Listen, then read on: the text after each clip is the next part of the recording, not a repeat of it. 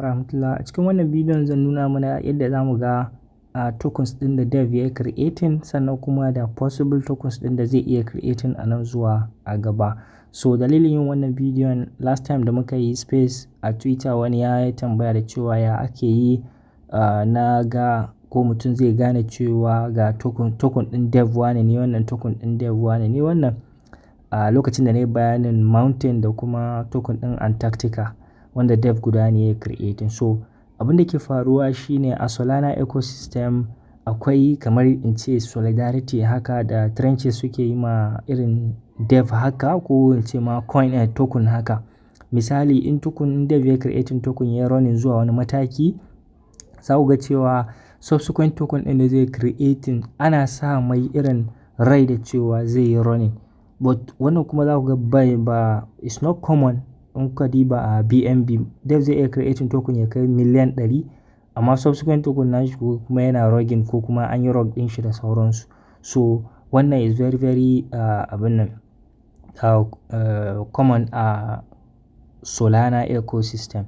So a wannan bidiyon zan nuna mana yadda za mu yi haka, but ba wai a wuri guda kawai za ka iya ganin cewa abin nan ba, dev token ba. Akwai wurare da yawa, for example yanzu kun ga nan ina cikin Axiom ne, za mu iya mu je cikin pump.com kuma can ma za ka iya ka ga dev token da sauransu. Sannan ba lallai sai ka jira yanzu an yi creating ɗin token ya je wani mataki, token ɗin ya yi trending da sauransu sannan za ka yi tracking. A'a, kana iya ka koma yanzu duk tokens ɗin da ka san sun yi performing a baya, kana iya ka ɗau contract address ɗin wannan token ɗin sai ka yi tracking ɗin. Ba contract address ba, za ka ɗau deployer wallet ɗin da aka yi using aka yi deploying ɗin wannan token ɗin sai ka yi tracking ɗinta. Zan yi mana bayani yadda za ka yi tracking ɗinta a bot insha Allah. So kamar yadda na ce za mu fara sharing pump.com, amma majorly na fi using ni Axiom because ya fi sauƙi da sauransu. Ka ga duka metrics ɗin dev ɗin ka gani in is very successful in terms of launches ɗin da yake yi ko kuma is not. So pump.com in ka shigo za ka iya ka mai da wannan wayanka into desktop mode, kawai ka danna ukun nan daga can sama sai ka scrolling sai ka danna wannan da ya sa desktop site ɗin nan. So in ka danna shi kenan abin da za ka yi sai ka zo za ka ga trending coins daga sama kamar yadda kuke gani. Akwai nan opal, akwai white whale, akwai botcoin da sauransu. In ka ci gaba da scrolling duk za ka ga trending coins. So tokens ne waɗanda suka tafiya suka zo wani mataki, ko ba su ba in ma ka san wani token a baya da maybe ya running, maybe ya kai 30 million ne, 10 million ne, 20 million market cap da sauransu, duk kana iya ka je ka yi search wannan token ɗin ka ɗauko shi sannan ka zo ka sa a bot ɗinka ka yi wannan nasa. So haka abin yake da sauransu. So wannan shi ne dai a pump.com. So bari mu koma cikin Axiom namu. So a Axiom kuma abin da za ka yi kawai za ka danna kowane token ne da ka sani. Maybe for example kana cikin research ne, kana ka gani, because it's one of the things da ya kamata a ce kana diba in kana research a token ka gani. Ka je tun da kawai dannawa za ka yi ka je section ɗin ka gani ya wannan distribution ɗin tokens ɗin da dev ɗin yake creating da sauransu. So wannan shi ne. So sai mu je.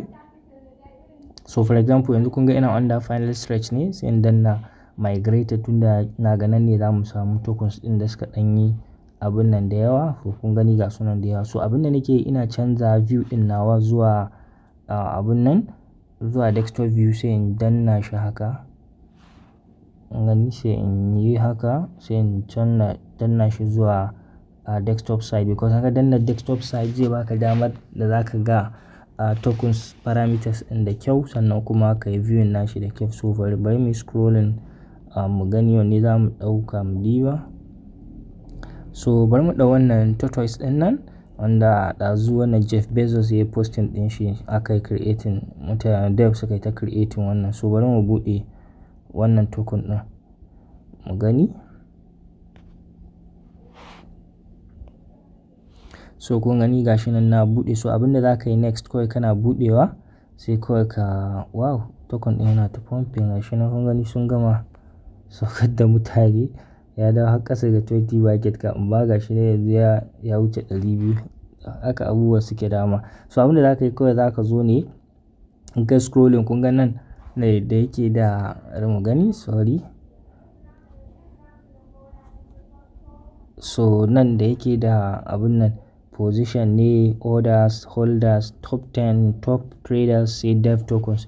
So a nan ne ake ganin abun nan din, sai ka zo ka danna dev tokens din na. So kun gani in yanzu muka yi zoom in din shi zoom so kun gani yanzu shi wannan dev din yana da migrated token, ya yi deploying din token wurin 2,811 amma cikinsu guda 10 kawai suka yi migrate, wanda wannan yana daga cikinsu.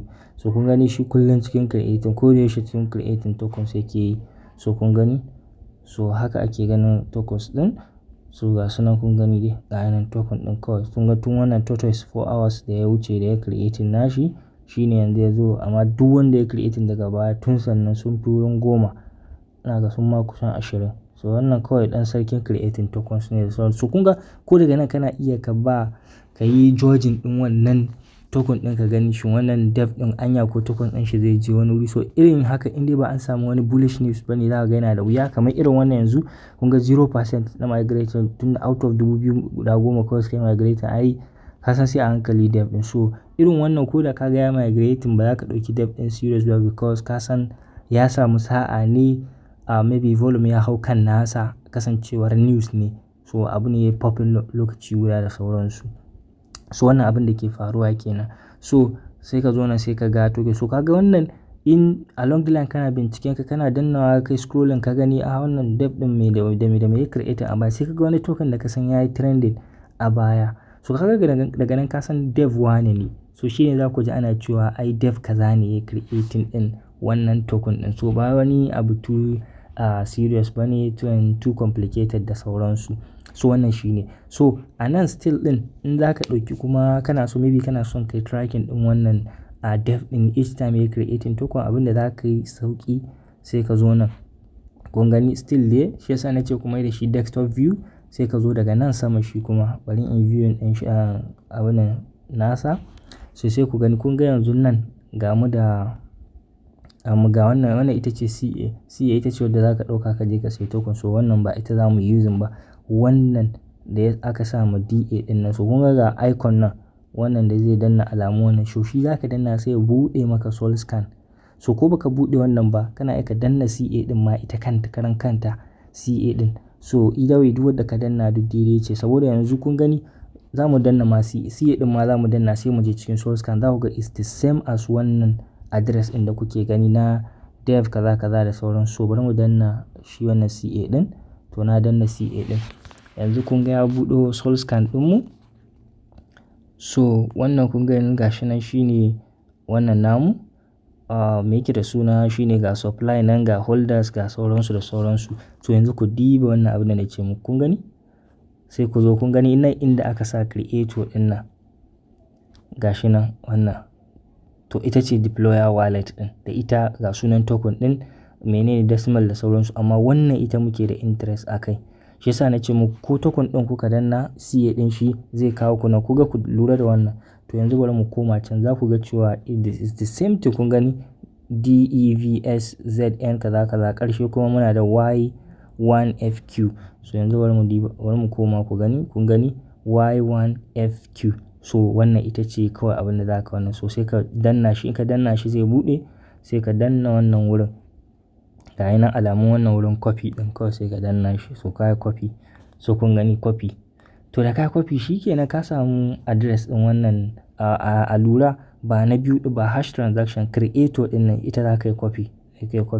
So shi kenan ka samu deployer wallet. So each time kana iya yanzu ka je ka yi tracking din wannan wallet din, each time ya creating token za a alerting naka. So wannan abin da ke faruwa kenan. So yanzu abin da za mu yi sai mu je Telegram. So a Telegram kuma akwai bot ɗin da ake using wanda nake using shine wannan silo free bot ɗin nan. So kala akwai daga 1 har 10. So sun yi abin da classifying nashi into number saboda maybe downtime ko kuma delay ɗin da yake mutane. So in case wani yana maka delay, so ko da ka ga wani 3 ka ga wani 4 ka ga wani duk dai shi ne ga username ɗin nan. So sai ka dawo. So da ka buɗe shi, so kun gani wannan da na ce muku ko lokacin da muka yi abin da space na faɗa muku na yi tracking din mountain dev daga baya na ba following nashi saboda na ga duk tokens inda ya creating crash ne kawai daga baya.